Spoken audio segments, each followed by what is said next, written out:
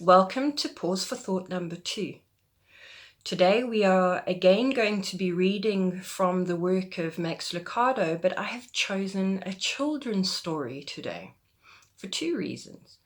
First one being that the message is something that I believe is foundational for absolutely every single Christian to internalize. But secondly, because the pictures are absolutely lovely, and I'm sure you'd much rather look at those than at my face. So let's pause for thought this morning as we listen to a message by Max Lucado.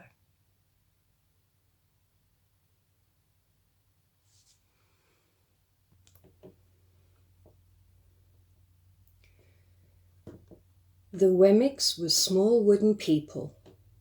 All of the wooden people were carved by a woodworker named Eli. His workshop sat on a hill overlooking their village. Each Wemmick was different. Some had big noses, others had large eyes. Some were tall and others were short. Some wore hats, others wore coats. But all were made by the same carver, and all lived in the village. And all day, every day, the Wemmicks did the same thing. They gave each other stickers. Each Wemmick had a box of gold star stickers and a box of grey dot stickers. Up and down the streets all over this village, people spent their days sticking stars or dots on one another. The pretty ones, those with smooth wood and fine paint, also got stars. But if the wood was rough and the paint chipped, the Wemmicks gave dots. The talented ones got stars too. Some could lift big sticks high above their heads or jump over tall boxes. Still others knew big words or could sing pretty songs. Everyone gave them stars. Some Wemmicks had stars all over them. Every time they got a star, it made them feel so good. It made them want to do something else to get another star. Others, though, could do little. They got dots. Punchinello was one of those. He tried to jump high like the others, but he always fell. And when he fell, the others would gather round and give him dots. Sometimes when he fell, his wood got scratched, so the people would give him more dots. Then, when he would try to explain why he fell, he would say something silly, and the Wemmicks would give him more dots. After a while, he had so many dots that he didn't want to go outside. He was afraid he would do something dumb, such as forget his hat or step in the water, and then people would give him another dot. In fact, he had so many grey dots that some people would come up and give him one for no reason at all. He deserves lots of dots, the people would agree with one another. He's not a good wooden person. After a while, Punchinello believed them. I'm not a good Wemmick, he would say. The few times he went outside, he hung around other Wemmicks who had lots of dots. He felt better around them. One day, he met a Wemmick who was unlike any he'd ever met. She had no dots or stars. She was just wooden. Her name was Lucia. It wasn't that people didn't try to give her stickers. It's just that the stickers didn't stick. Some of the Wemmicks admire Lucia for having no dots, so they would run up and give her a star, but it would fall off. Others would look down on her for having no stars, so they would give her a dot, but that wouldn't stay either. That's the way I want to be, thought Punchinello. I don't want anyone's marks. So he asked the starless Wimmick how she did it. It's easy, Lucia replied. Every day I go see Eli. Eli? Yes, Eli, the wood carver. I sit in the workshop with him. Why?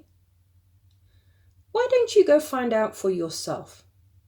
Go up the hill, he's there. And with that the Wimmick, who had no stickers, turned and skipped away. But will he want to see me? Punchinello cried out. Lucia didn't hear, so Punchinello went home. He sat near a window and watched the wooden people as they scurried around, giving each other stars and dots. It's not right, he muttered to himself, and he decided to go see Eli. He walked up the narrow path to the top of the hill and stepped into the big shop. His wooden eyes widened at the size of everything. The stool was as tall as he was. He had to stretch on his tiptoes to see the top of the workbench. A hammer was as long as his arm. Punchinello swallowed hard.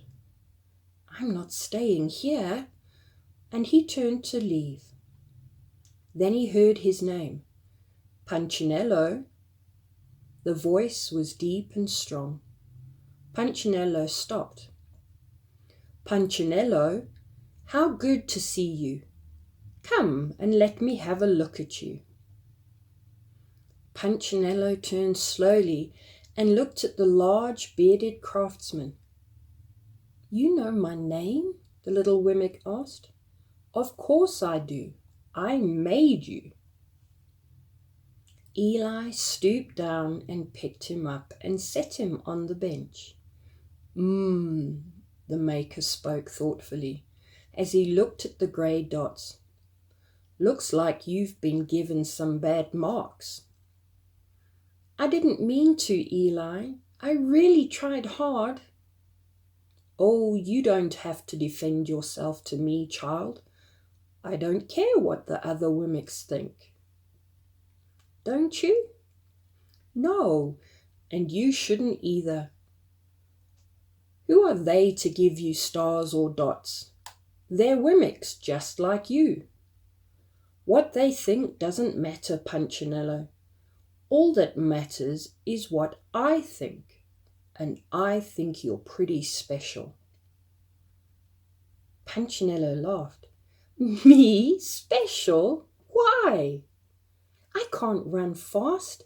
I can't jump. My paint is peeling. Why do I matter to you? Eli looked at Punchinello, put his hands on those small wooden shoulders and spoke very slowly. Because you're mine.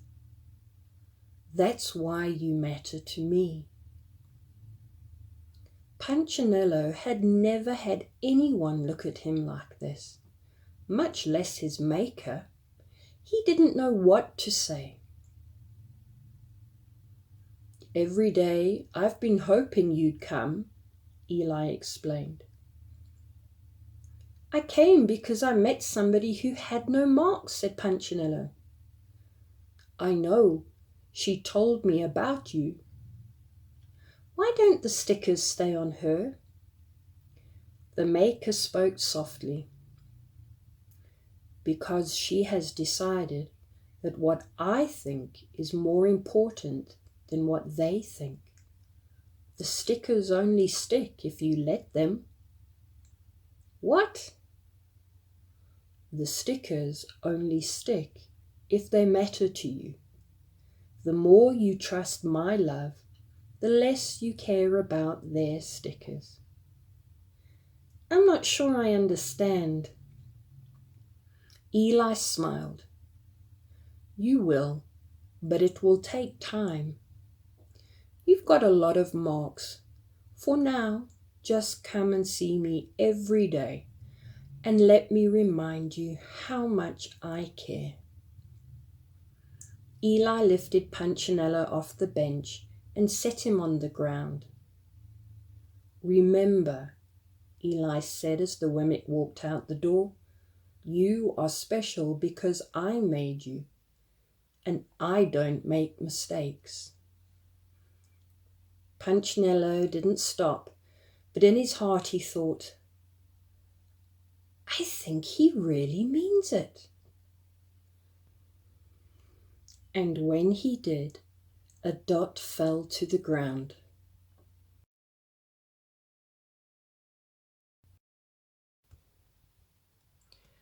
So our thought to ponder on today, the love of God that is so immense, that is freely given to each one of us, is not something that can be earned, just something to be received and embraced. I'd like to finish today by reading from Ephesians chapter 3, verses 16 to 19. I pray that out of his glorious riches he may strengthen you with the power through his Spirit in your inner being, so that Christ may dwell in your hearts through faith. And I pray that you, being rooted and established in love, may have power together with all the saints to grasp how high, how wide, how long and deep is the love of Christ, and to know this love that surpasses knowledge, that you may be filled to the measure of all the fullness of God. Have a good week, and we'll see you again. Bye.